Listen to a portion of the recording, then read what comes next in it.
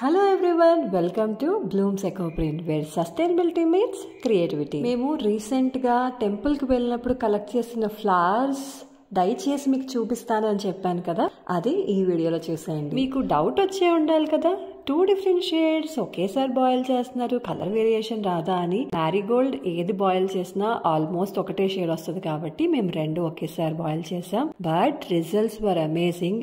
ఎప్పుడు మేము చేసినా సరే ఆ రిజల్ట్ చాలా సాటిస్ఫాక్టరీ ఉంటుంది.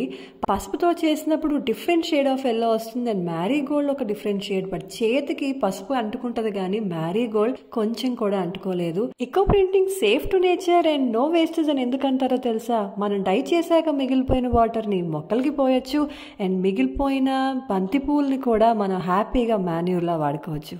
ఈ ప్రాసెస్ మీకు నచ్చితే కామెంట్ సెక్షన్లో ఎస్ అని టైప్ చేయండి. So that's all for today. Encourage eco printing, save the planet. Thank you.